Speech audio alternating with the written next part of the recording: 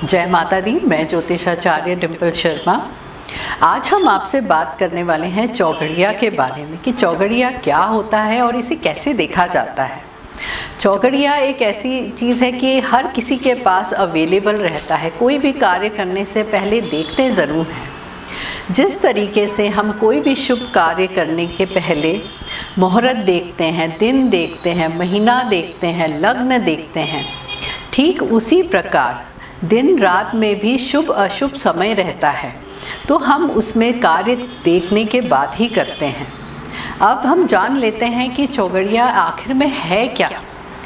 जिस तरीके से वर्ष में दो रहते हैं, उत्तरायण और दक्षिणायन, महीने में होता है शुक्ल पक्ष और कृष्ण पक्ष, उसी प्रकार से चौघड़िया में होता है दिन और रात।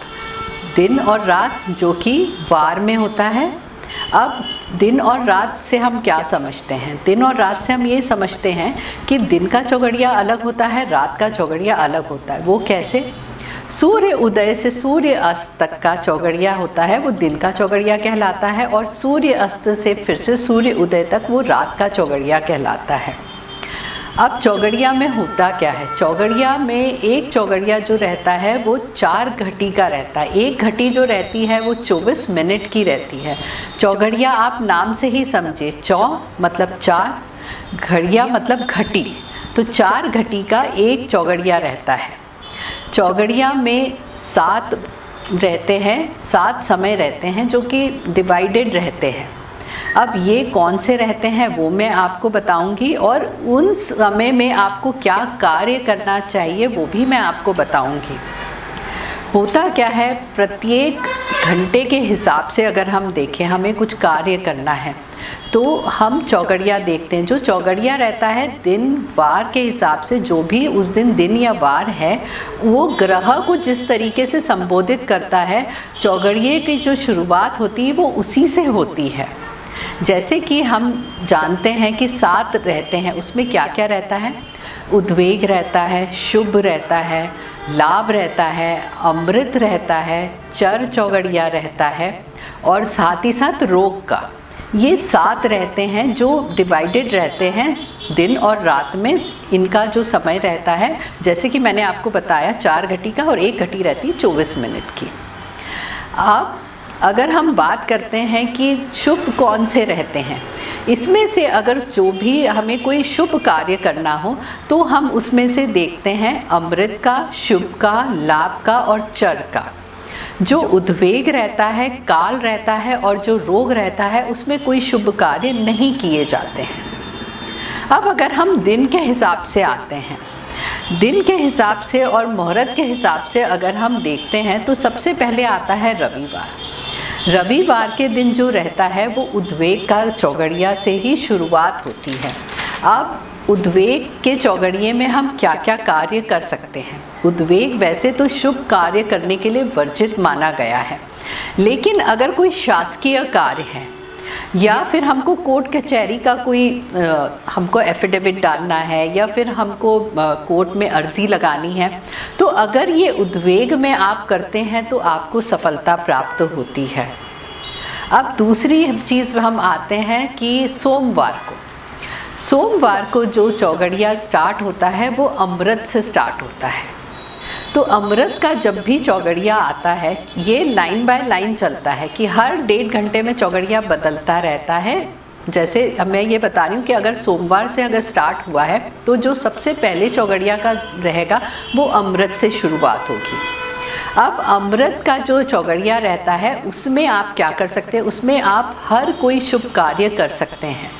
कुछ नवीन कार्य आपको प्रारंभ करना है, कहीं आपको शुभ जगह जाना है, या फिर आप कुछ लेना चाहते हैं, या फिर आपको किसी को कुछ देना है, तो हम जो देखते हैं शुभ समय देखते हैं, तो हम अमृत का समय ऐसा रहता है कि उस समय हम हर कार्य कर सकते हैं।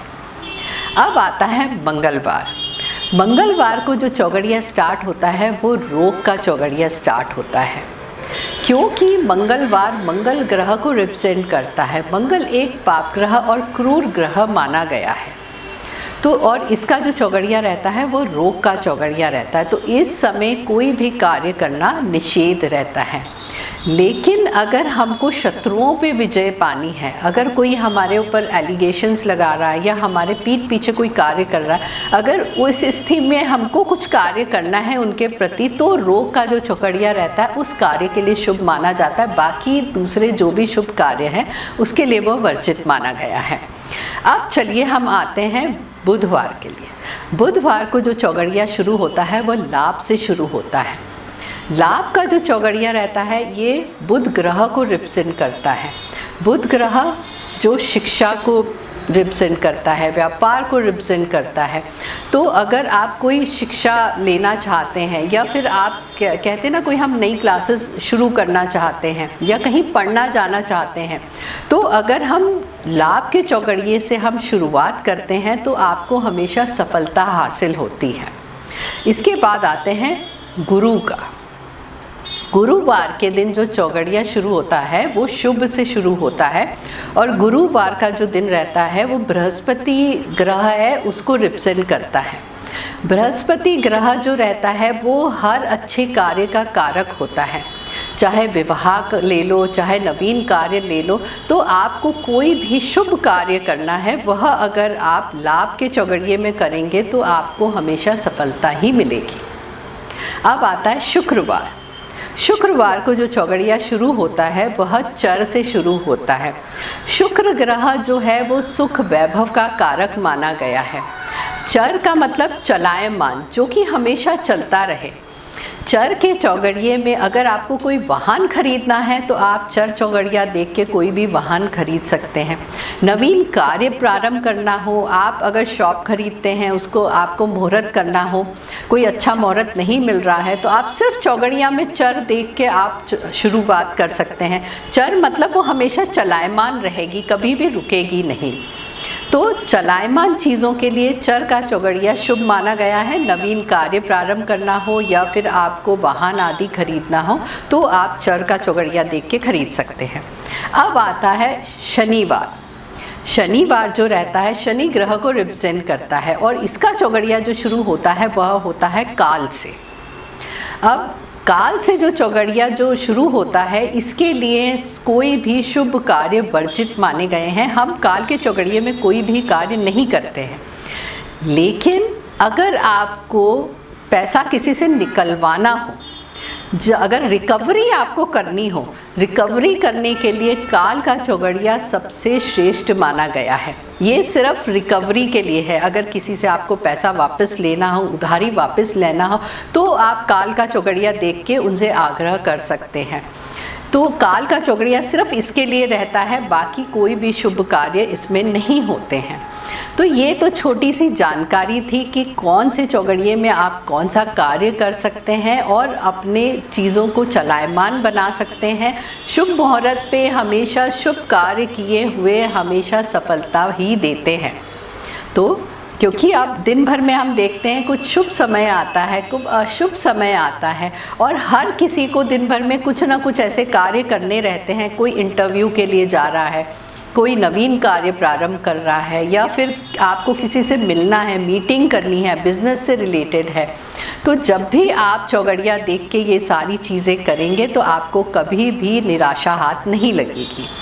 अगर ये जानकारी आपको अच्छी लगी तो इसको शेयर और लाइक ज़रूर करिएगा और चैनल को सब्सक्राइब करना बिल्कुल ना भूलिएगा। खुश रहिए, स्वस्थ रहिए। जय माता दी।